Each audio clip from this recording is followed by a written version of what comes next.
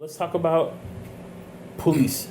Police. Is it? Can we talk about that, or is that? Let's go. We're already doing it, right? We're already doing it. Yeah. We're already this doing is it. content. This is content right here. Okay. What do you think? What do you think about police? Yeah, it's actually a really good question. I've been asking myself that because I've been very anti-cop my whole life. Okay.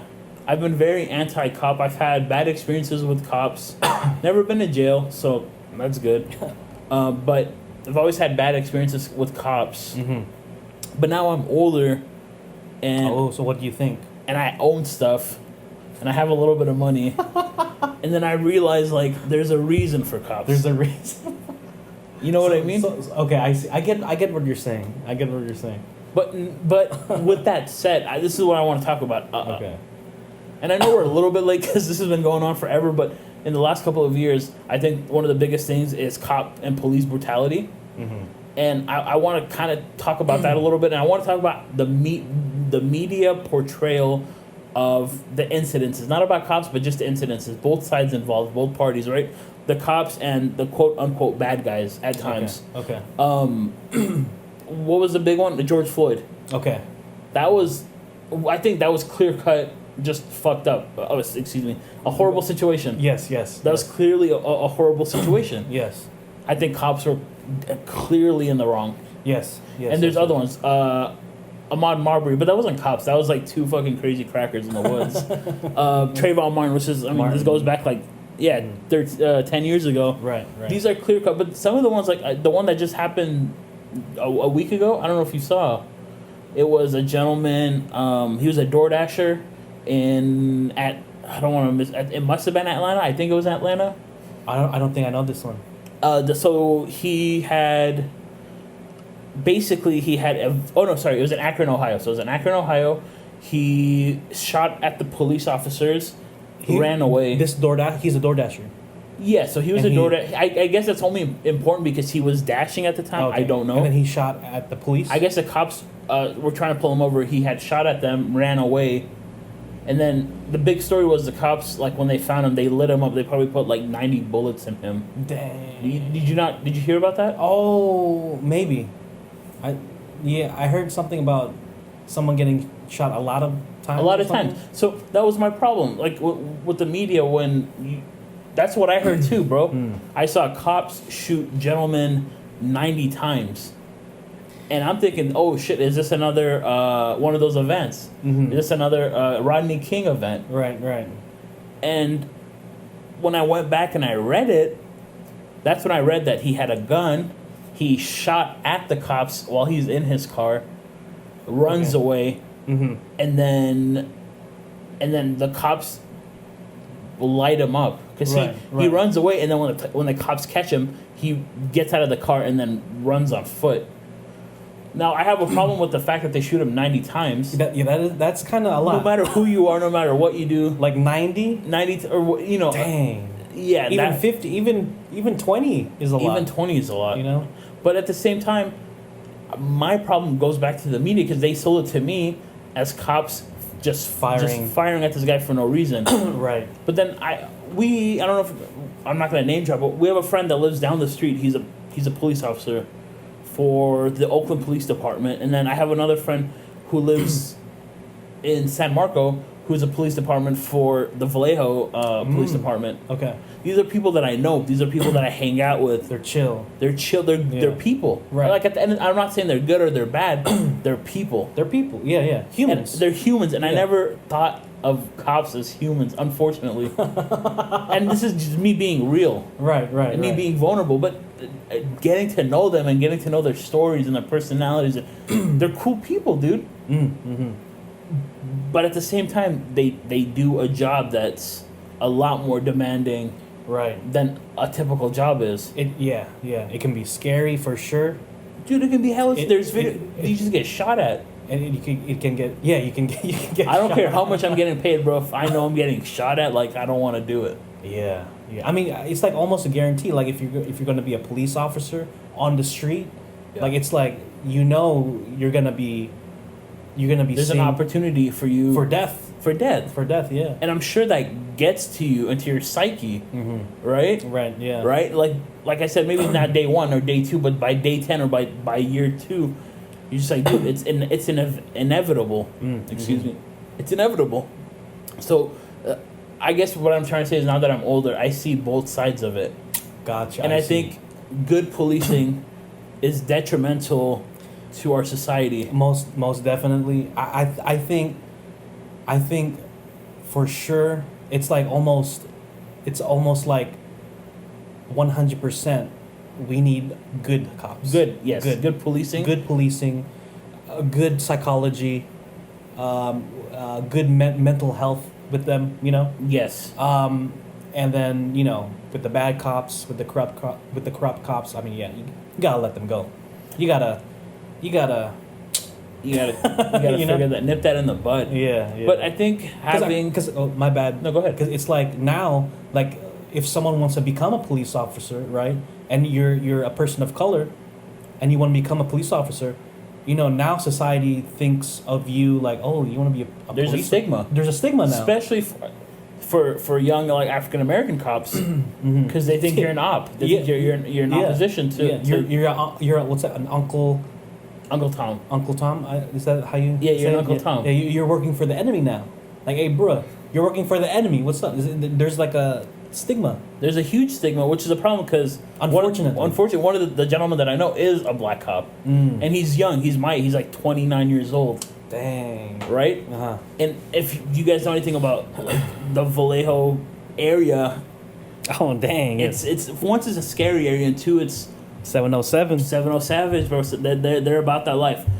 There is a big African American community there, but I think even though through the stigma, I think it's very important to have the police in your community be part of the community or be able to connect with the community. Yes.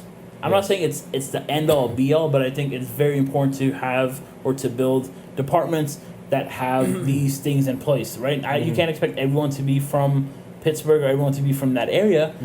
But bro, if I were to get pulled over, I'd feel a lot more comfortable seeing somebody who is, maybe of my age or maybe of my skin tone or maybe of my background.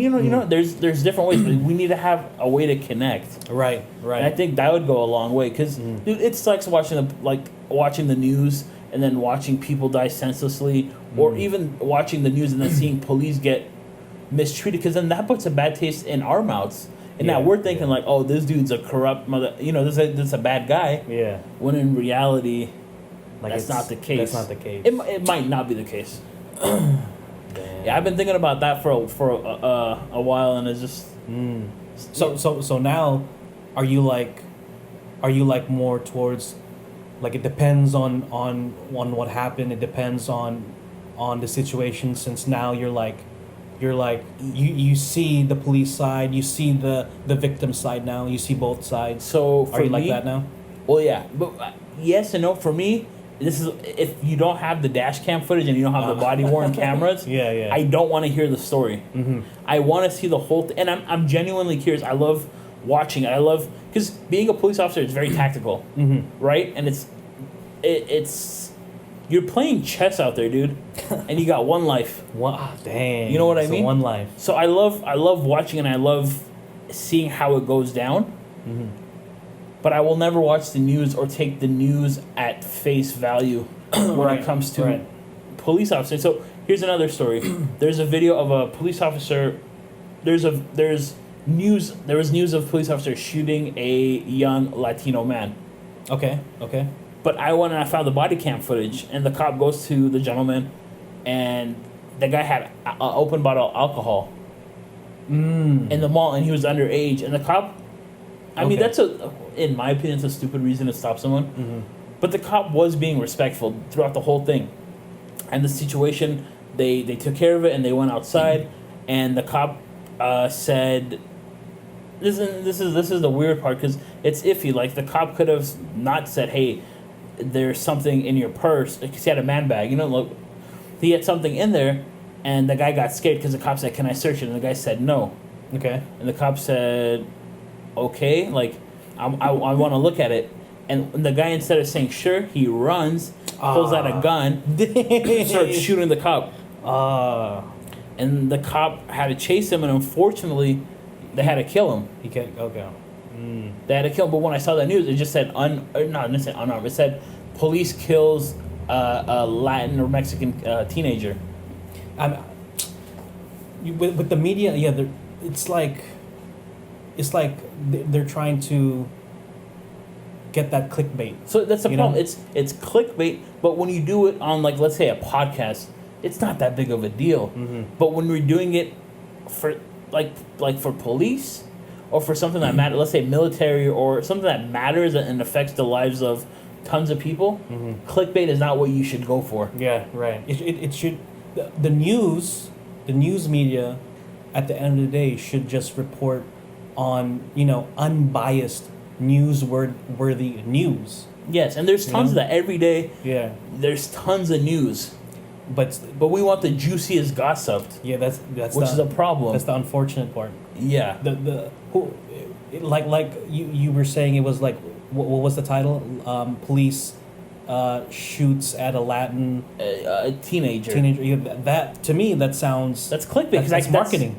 Yes. Like, oh, I wanna read that. I wanna watch that. And that's story. what happened. And I clicked because I saw that. Yeah. Like, oh, what happened to this little kid? Right. Oh, okay. He had a gun on him. Right. There's like an agenda with the news, these big news organizations. Yeah, and I want to say this. I think politics is stupid. Like, if you're, I love Trump or I love Biden, like, to me, I think you're dumb, regardless.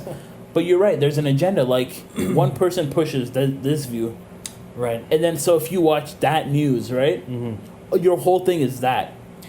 Yeah. Versus yeah. if you watch this news, the good news, Right. the good news. The good news. Because you're a good person. They spew their BS. But at the end of the day, what happens is you create divisions. And that's what I don't like. Just give me the unbiased news. Right. Let me use my brain, do some critical thinking. That's what that brain's there for. And then come up with your own consensus. That's like... Why is that so hard to understand? That should be the basis of news media. That should be, but... You think it ever was? You think there was a point where there was purity or honesty in, like, journalism?